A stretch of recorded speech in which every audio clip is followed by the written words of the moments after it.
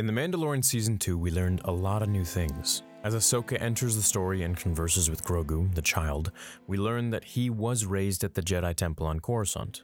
Many masters trained him over the years, and at the end of the Clone Wars, he was actually hidden. Now, as for him being hidden, I don't really know what that entails. Where was he hidden? Who hid him? Who found him after that? But what I can theorize on in this video are his parents, and it all comes from one little scene that you might not have noticed in the last episode of The Mando with Ahsoka. Now, Grogu was lost and alone, so someone has taken his memory, and I think there are people there that could have taken him.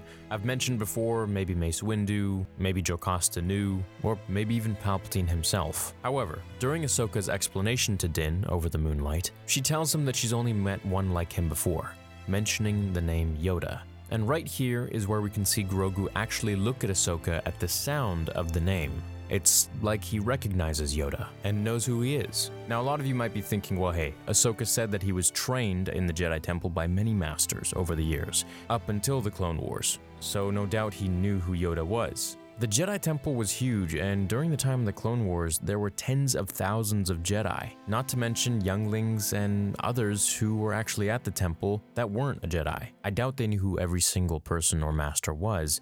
Now, of course, Grandmaster Yoda was galaxy famous, but the way Grogu looks at her when she says his name was like he recognized an old friend, or maybe more, maybe a parent. And this is why I think there is a clear indication that Yoda could be the father, or at the very least in some way related. I mean, look, this might be far-fetched, but hey, we've only really seen 3 Yoda species in Star Wars. Now I'm gonna mix some legends and lore into this video as well, so you guys can understand a little bit where I'm going with how Grogu might have survived.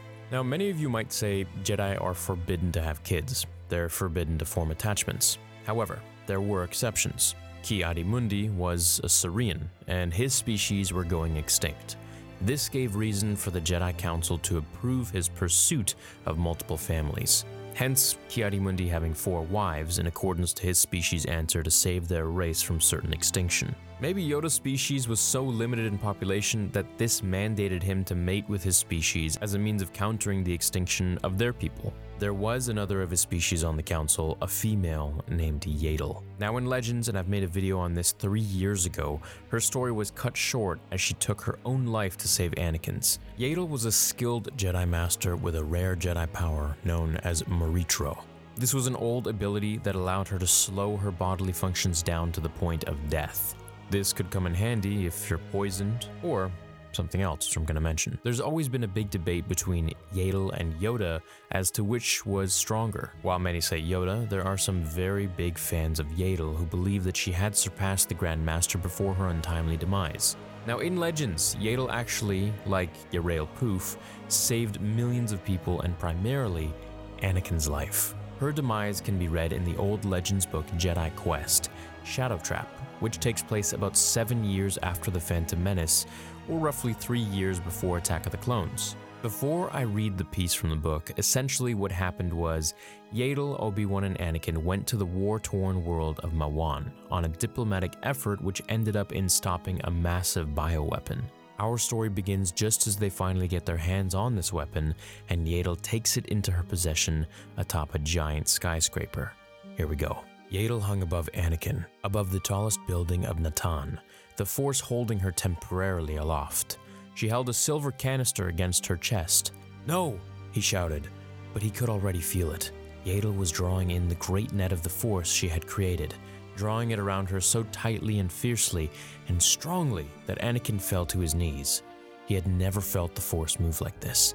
He couldn't speak or move. From far below, Granta detonated the explosives. Anakin heard a sharp pop, nothing more. The Force grew until Anakin was dazzled. Instead of exploding, the canister imploded, and Yaddle drew the toxic gas and the explosive power in, absorbing it into her body. Then she simply disappeared. A shower of light particles swirled, hung in the air, then evaporated. Anakin's face was wet, tears flowed, and he did not feel them. The night sky was empty, and Jedi Master Yaddle was dead. So I think with Yaddle having sacrificed herself for Anakin, assuming they care to use this legend story, and if they don't, I'm going to go into that too, maybe Anakin would see Grogu in the temple during Order 66, knowing that his mother saved him if he is the child of Yaddle, and there's a lot of ifs in this one, so it's probably never going to happen.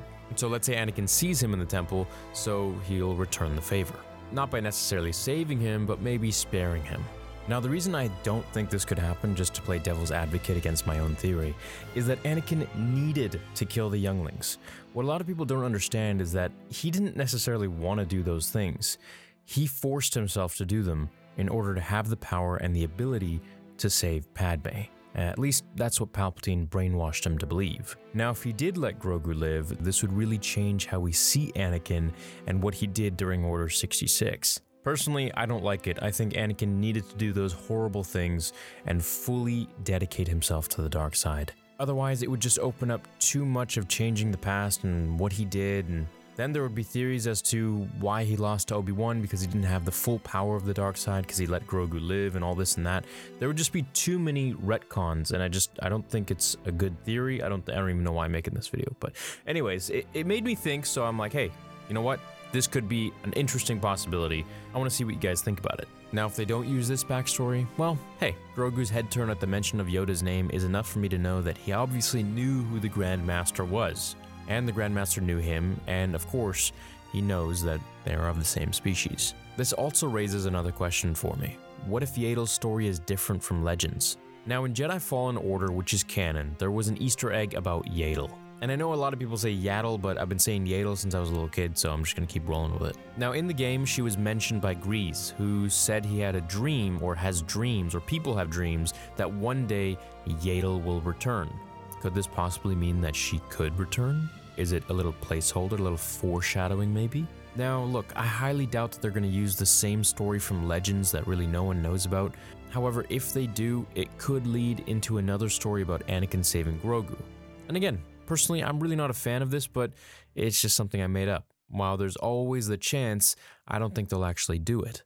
I think with Yaddle, they'll make it so that her leaving the Jedi Temple was for another purpose, as we mysteriously don't see her anymore in the movies after Episode 1. Now, movie canon and comic book Legends theories aren't connected, especially with all the retcons. That being said, I do think things could change with Yaddle's story in the sense that Jon Favreau and Dave Filoni could see that Yaddle needs a story, and since there wasn't one told, at least properly in canon, they could just create one. Perhaps Yaddle is on Tython or a nearby world, who knows? Either way, I think Grogu could be the love child of Yoda and Yaddle, just like pretty much everyone think, but now, with the head turn, it at least lets you know that, of course, he did know who Yoda was. I guess we'll have to see for ourselves soon enough. Thanks for watching this theory. Hope it made you think. Let me know your comments down below in the comment. Okay, that didn't make sense. Let me know your thoughts down below in the comment section. I'll catch you in the next video. Until then, remember, the Force will be with you always.